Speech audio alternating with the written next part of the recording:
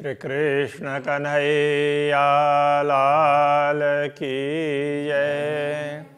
श्री निजानंद स्वामी की जय। श्री प्राणनाथ प्यारे की जय। दिल मोमिन अरस तन बीच में उन दिल बीच ए दिल कहने को ए दिल है अरस दिल अशाला है असर से दिल असल। श्री कृष्ण कन्हैया लाल की जय। यह प्रकरण बड़ा ही मार्मिक है। इसकी एक एक चौपाइयों का भाव अति उत्तम है। वैसे तो तारतम सागर की सभी चौपाइयाँ उत्तम भाव रखती है, फिर भी इसमें कई रहस्य स्पष्ट होते हैं, इसलिए इसको कलश का भी कलश ये नाम दिया है। तो हक नजीक कया रूहन को और नूर नजीक फिरस्तन। इसलिए ब्रह्मात्माओं को पूर्ण ब्रह्म परमात्मा के निकट रहने वाली ऐसा कहा है। उसी प्रकार ईश्वरीय सृष्टि को भी अक्षर ब्रह्म के निकट रहने वाली ऐसा कहा है। और आम खलक देखन को जो कहे जुल्मत चेतन। शेष आम खलक सामान्य जीव हैं, वो सब देखने मात्र के लिए सृष्टि को, ये खेल को, उस खेल संपादन के लिए है, उनकी दूसरी विशेष भूमिका नहीं होती है। जो कहे जुल्मत से तन, तो जिनका असली दिव्य धाम में नहीं है तो शून्य निराकार को असली समझते हैं, इस प्रकार कहा है। तो कुछ ग्रंथों में ऐसा कहा है, सभी ग्रंथों में इस प्रकार से नहीं है।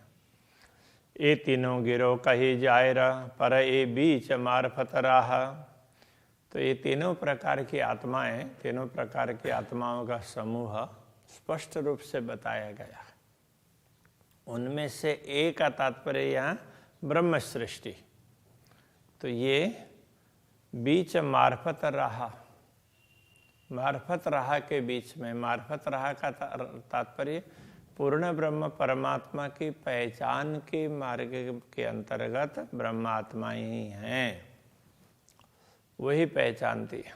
ए कलाम अल्लाह में बेवरा यूं ही कया रूह अल्लाह। तो अल्लाह कलाम में इस प्रकार का विवरण दिया है।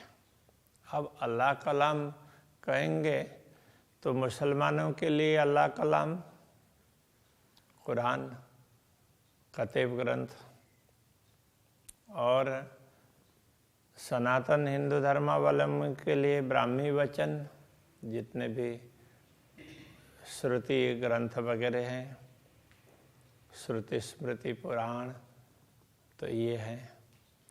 अब कतेब परंपरा में उसमें भी काफ़ी विभाजन है।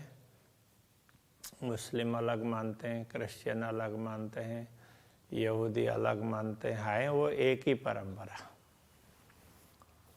तो इसी प्रकार से सनातन धर्म में भी विभिन्न प्रकार के विभाग हैं। तो उनमें तो थोड़ा थोड़ा मत अंतर है, किंतु सभी श्रुति स्मृति और पुराण से परिचित हैं और सबको उनका प्रमाण चाहिए होता है। इसलिए कहते हैं, तो ये धर्म ग्रंथों में, वेद कतेब आदि ग्रंथों में इस प्रकार का विवरण दिया है। यूं ही कया रूह अल्लाह। तो इस बात को सदगुरु श्री देवचंद्र जी ने प्रकट होकर के स्पष्ट करके बता दिया। बाकी तो लिखा तो पहले से ही था, तो उसको स्पष्ट करने वाले तो कोई चाहिए ना, तो सतगुरु ने ये किया है। पर आम खलक ना समझे जाके पैदाश कही जुल्मत। जिनकी उत्पत्ति ही शून्य निराकार से जो लोग अपनी उत्पत्ति अपना मूल ही शून्य निराकार मानते हैं, उनको इस विषय में पता नहीं चलता है। इल्म लुदन्नी से जानत रुआ मोमिन बीच बाहेदत। तो ब्रह्मात्माएं कैसी है कि अद्वैत भूमिका के रहने वाली है, इसलिए उनको ही ब्रह्म ज्ञान तारतम्य ज्ञान से इस बात की पहचान हो सकती है, वो समझ सकती है इस रहस्य को। इल्म नुक्ते की शाहिदी हक सूरत अरस मार्फत। इल्म नुक्ता कहने से तो इसको कते परंपरा में इल्म नुक्ता कहा, तो ये तारतम्य ज्ञान है। तारतम्य ज्ञान की ये साक्षी है कि हक सूरत अरस मार्फत, परब्रह्म परमात्मा का स्वरूप है, तो वो तो परब्रह्म परमात्मा का स्वरूप और परमधाम उन दोनों की पहचान होनी चाहिए। तो ये बात तारतम्य ज्ञान से स्पष्ट होती है, इन दोनों की पहचान तारतम्य ज्ञान से ही होती है। शास्त्रों में अलग अलग ग्रंथों में लिखा हुआ है, किंतु तारतम्य ज्ञान के बिना वो स्पष्ट नहीं हो पा रहा है। सो सब बातें फुरमान में, ये सारी बातें फुरमान में कहने से कई लोग तो सोचते हैं कि कुरान में, यहाँ केवल कुरान की बात नहीं है, जो भी धर्म ग्रंथ जिसमें परमात्मा की बातें कही गई है उनमें इस प्रकार की बातें कही है। खोले हक की सूरत हकीकत, तो इस हकीकत को, इस यथार्थता को तो रसूल मोहम्मद ने जो मोहम्मद के 3 स्वरूप की बात कही है, उसमें जो अंतिम स्वरूप है वो उसको बड़े स्पष्ट करके बता देंगे। तो इसलिए ये समझना होगा, जो शास्त्रों में, सब ग्रंथों में बहुत कुछ बातें बताई है, जिन जानो शास्त्रों में नहीं है शास्त्रों में सब कुछ, पर जीव सृष्टि क्या जान ही जाकी अकल है तुझ। तो ऐसा मत समझना कि शास्त्रों में लिखा नहीं है, सभी धर्म ग्रंथों में बहुत कुछ कहा गया है, किंतु जिनकी बुद्धि ही तुच्छ है, ऐसी दुनिया के लोग हैं, वो कैसे समझ पाएंगे। इसलिए वो उनको पढ़ भी लेते हैं, किंतु उनके पल्ले नहीं पड़ती है, अलग ही अर्थ निकाल लेते हैं। बसरी मल की और हकी जो कही मोहम्मद 3 सूरत, रसूल मोहम्मद ने बसरी मल की और हकी ऐसा करके जो 3 स्वरूप की बात कही थी। 2 देवे हक की शायदी फरदा रोज क़यामत, उनमें से 2 स्वरूप है क़यामत के समय पर प्रकट होकर के इन सारी बातों की साक्षी देंगे, ऐसा भी कहा गया था। नबी नबूवत कुरान माजजा, ये 2 साबित होवे इनसे। नबी की नबूवत का तात्पर्य, जो लोग परमात्मा नबी कह करके पैगंबर को मानते हैं, पैगंबर का अर्थ होता है परमात्मा का संदेश देने वाले। जो भी परमात्मा का संदेश देने वाले महापुरुष हुए हैं, अवतारी पुरुष हुए हैं, जो महानुभाव हुए हैं सृष्टि के आदिकाल से लेकर के आज तक, तो ये सचमुच परब्रह्म परमात्मा की बात कर रहे हैं। तो इस प्रकार से उनके जो वो परमात्मा का संदेश देने वाला वो सिद्ध करना, और जो कुरान कहने से अल्लाह कलाम, तो शास्त्र वचन, उनमें जो रहस्य छिपे हुए हैं उनका स्पष्टीकरण करना, ये 2 साबित होवे इनसे। ये दोनों बातें इन्हीं महापुरुषों से स्पष्ट होंगी। तो ये कौन महापुरुष हैं, उनके लिए कहा ये सतगुरु श्री देवचंद्र जी महाराज और महामती श्री प्राणनाथ जी महाराज, उनसे ही ये बात सिद्ध होगी। कुरान न खुले बिना खिताब के बिना, तो ये इन 2 को परब्रह्म परमात्मा की शक्ति आई है ऐसा माना गया है। तो वो उपाधि के बिना, तो ऐसी खिताब के बिना ये कुरान कहने का तात्पर्य तो परमात्मा के वचन वो स्पष्ट होने वाले नहीं है।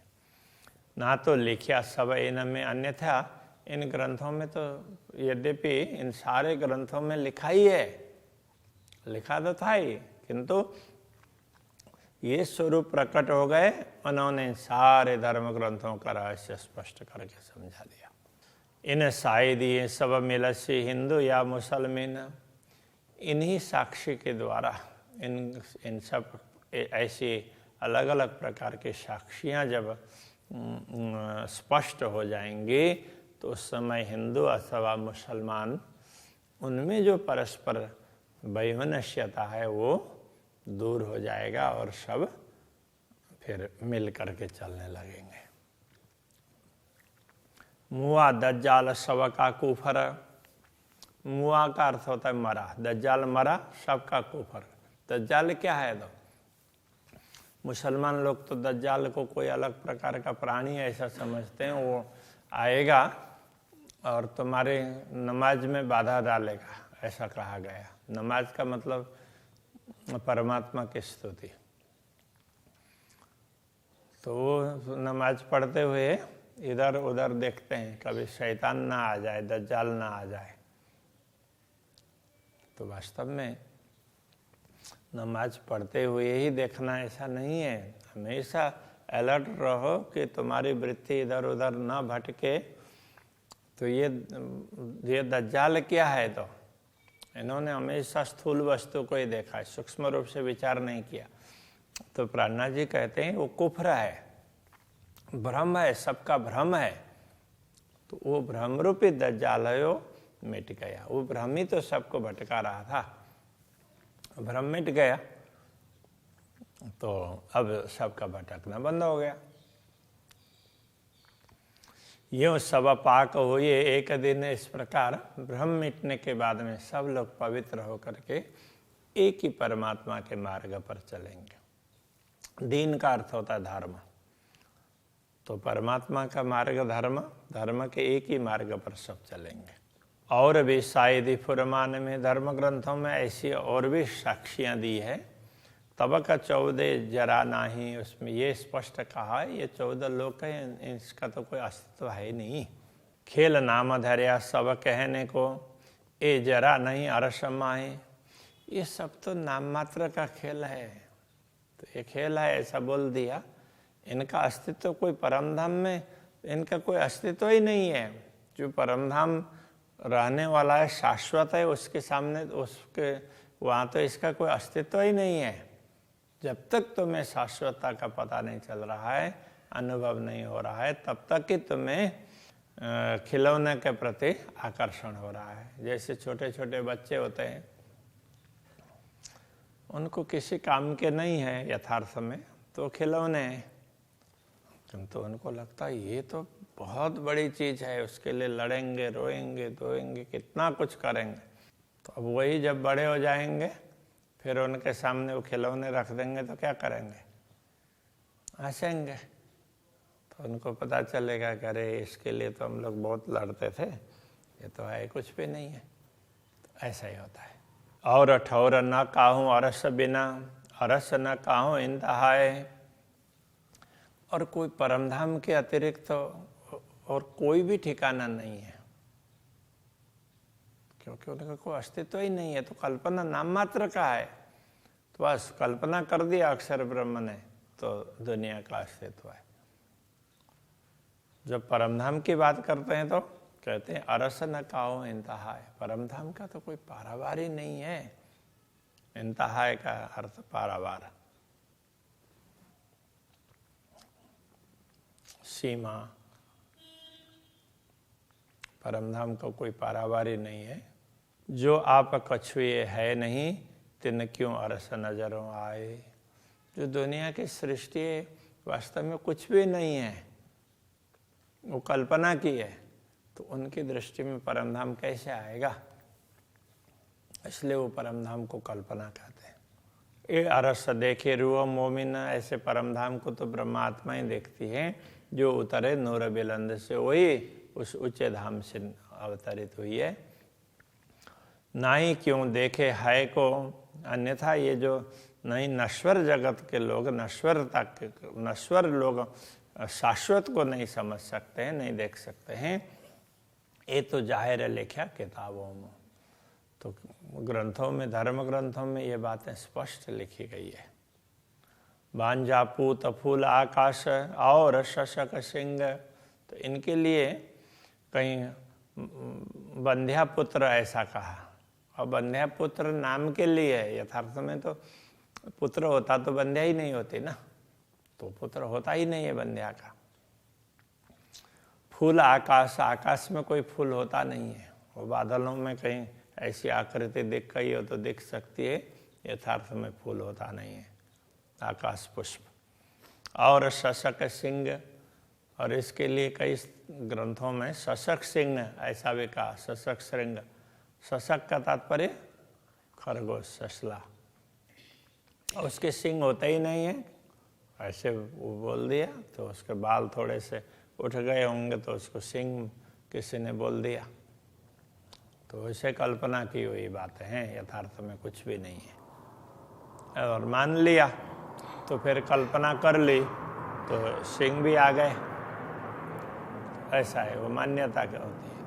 कया वेद कतेब में भंग न कछु अभंग, वेद कतेब में ये कहा है, तो ये सब ये जो कुछ भी दिख रहा है ये सब भंग का तात्पर्य नाश होने वाला है। न कछु अभंग, कोई अविनाशी नहीं है, जो कुछ तुम देख रहे हो ये सब नाशवान है।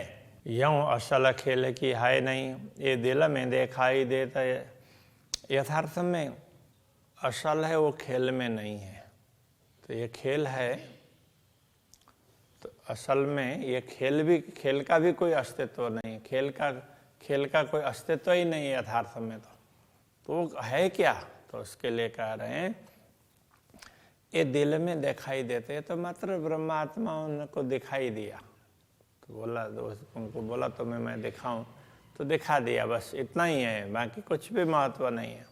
किया हुक्म मोहम्मद रूहों देखने, श्री राज जी के आदेश ने, यहाँ पर मोहम्मद कहने से अब यहाँ श्यामा जी के लिए, तो श्यामा जी और ब्रह्मात्माओं को दिखाने के लिए ये सब कहा गया है, ये खेल दिखाया है, उनको बताने के लिए इसकी कल्पना की है। तो भीष्ट में इन्हों को लेता, इसीलिए अब श्यामा जी और परमात्माओं के लिए जो दिखाया तो उसको भी अखंड कर दिया, इसलिए उसको भी वैष्णव में स्थान दे दिया। हक हुक्म सब बेवरा किया वास्ते आदि रूहन, तो पूर्ण ब्रह्म परमात्मा के आदेश ने ही ये सारा विवरण दिया है, वो भी हादि और रूह श्यामा जी और परमात्माओं के लिए ये सारा विवरण दिया है। जो सहुर कीजे मिल महामति, जो लज्जत लीजे अरसतन, यदि महामति का तात्पर्य महामति कह रहे हैं कि यदि कोई मिल करके सहुर करे, विचार विमर्श करें, चिंतन करें, तो क्या होगा, तो लज्जत लीजे अरसतन, तो परमधाम के शरीर परात्मा का आस्वादन लो।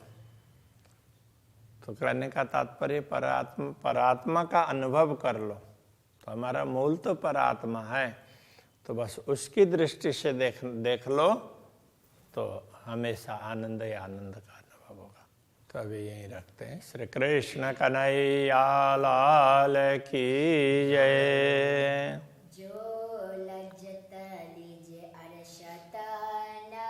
जो लज्जत लीजे अरसतन, हक्का हुक्मे सब बेवरा किया, हक्कों में सब बेवरा किया, वास्ते हादि रूहाना, वास्ते हादि रूहाना, जो सहुर कीजे मिल महामती, जो सगुण कीजे मिल महामती, जो लज्जत लीजे अरसतना, जो लज्जत लीजे अरसतन, जो